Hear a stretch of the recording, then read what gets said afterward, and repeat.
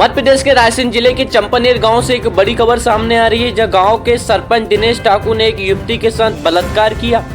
जब लड़की ने पुलिस थाने जाकर शिकायत करने की बात की तो दिनेश ठाकुर ने दोनों परिवार की मर्जी से युवती से शादी कर ली। हैरानी की बात तो यह है कि सरपंच दिनेश ठाकुर पहले से ही शादीशुदा और बच्चे भी हैं,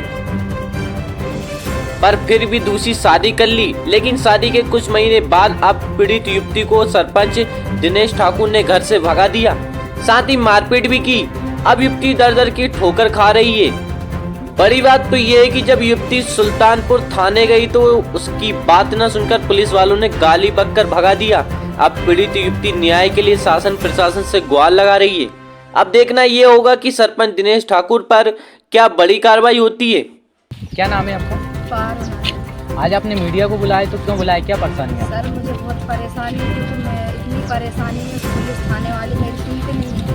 तो गाली गलौज दे के कह देते हैं झिनाल हो रहा था तो बार बार रिपोर्ट करने आती है, ऐसे करके मुझे लगा देते हैं। तो क्या हुआ है आपके साथ? मेरे साथ में शोषण हुआ। किसने करा है? दिनेश ठाकुर। कौन है ये? तो सावत्री सरपंच है, उसका पति है। कौन सा गांव है? ये डाम डोंगरी यहीं का सरपंच है। तो फिर आपने थाने नहीं गए आप? थाने 2-3 बार गई सर, मगर मेरी कोई सुनवाई नहीं हुई, इसलिए मैंने मीडिया वालों को बुलवाया। ये आपके हाथ में ये कागज है, क्या कागज है ये, कौन से? उसने मतलब नोटरी से शादी करा है उसने। आपकी शादी भी हो गई थी? हाँ, झूठे दावे दे के बोल दिया उसने कि मतलब शादी कर लूँगा, तेरा शोषण करा है मैंने जे वो। तो मतलब उसने झूठे वादे कर लिए दोनों पुरानी रजामंदी से उनमें। तो आपकी शादी भी हो गई, फिर इसके बाद में आप क्या दिक्कत आ रही है? उनने मुझे घर से मार पीट के और शोषण करा, 5 महीने रख के, और दूसरों से भी करवाता कहता कि दूसरों के साथ भी कर, और दोनों पुरानी मिलके मारपीट भी करते और गांव वाले से और कर्मचारियों से पिटवा। ये कौन कहता है कि दूसरे के साथ कर? वो मेरा पति सर। क्या नाम है उनका? दिनेश ठाकुर। दिनेश ठाकुर आपसे कहते हैं कि आप दूसरे के साथ भी शोषण करवाते हैं? वो भी करते हैं और दूसरे के साथ भी करवाते हैं? साथ भी बोलते हैं। तो अब क्या आपको घर पे रख नहीं रहे वो? उनने मार ठोक के मुझे दोनों पुरानी ने और गाँव कर्मचारियों से पिटवा के और घर से भगा दी। अच्छा, तो अब आप थाने गए तो थाने में क्या हुआ? थाने गई तो बोलने लगे कि तू तो छिनाल हो रहा थे, बार बार रिपोर्ट करने आती तो मेरी रिपोर्ट नहीं करती। ये किसने बोला है आपसे? पुलिस? वो टीआई के मतलब छोटे वाले। अच्छा, हाँ। अब क्या चाहते हैं आप शासन प्रशासन से? अब मैं ये चाहती हूँ कि मुझे न्याय मिल जाए, क्योंकि मेरी उनने इज्जत की धज्जियाँ उड़ा दी।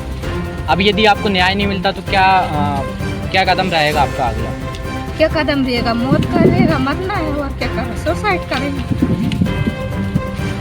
आप क्या चाहती हैं शासन प्रशासन से? मैं ये चाहती हूँ अगर मुझे न्याय नहीं मिलेगा तो मैं अपनी आत्महत्या कर लूँगी, और उसके जिम्मेदार दिनेश ठाकुर और उसकी पत्नी और जो कर्मचारी है और जो उसका मतलब सेठ मदद करता वो जिम्मेदार रहेंगे कि जे लड़की को मरवा डालूं अगर मेरी मौत हो गई तो जो सेठ जी हैं मदद करते हैं, वो सेठ जी कहाँ रहते हैं? वो बाड़ी में रहते हैं। बाड़ी में रहते हाँ। हैं। क्या नाम है उनका? धर्मेंद्र चौहान। धर्मेंद्र चौहान हाँ। जी। तो आपने उनसे बोला कि इन्होंने मेरे साथ ऐसा ऐसा मैंने किया? बोला उनसे, फिर? पहले भी बोला था, तो उनने मुझसे यही बोला कि वो तेरे बिना नहीं रह सकता, तू उससे शादी कर ले। मुझसे झूठी शादी कर ली उनने नोटरी से। अब मैं पढ़ी लिखी नहीं हूँ, मगर उनने मुझे झूठी शादी में फंसा के और मेरे मतलब वो केस को दबा दिया, क्योंकि वो बड़ा आदमी है और मुझे पैसे की धौंस देता है, मारने की धमकी भी मिल रही है, वो कभी भी मुझे मार सकता। और मैं रिपोर्ट लिखवाने गई थाने में तो उनने मेरी कोई सुनवाई नहीं की, उनने गाली गलौज दे के भगा दी और वहाँ से मैं आ गई। तो अब मुझे क्या न्याय नहीं मिलना चाहिए? मैं भी तो बेटी हूँ। आप लोग ये बताइए, सब गांव पर जो भी भाभी जो भी है, मुझे न्याय मिलना चाहिए, क्योंकि मुझे न्याय नहीं मिलेगा और अगर मेरी मौत हो गई तो इसकी जिम्मेदार दिनेश ठाकुर और उसका पूरा परिवार और सावत्री और जो कर्मचारी उसमें वहाँ रहते हैं उनका जिम्मेदार रहेंगे।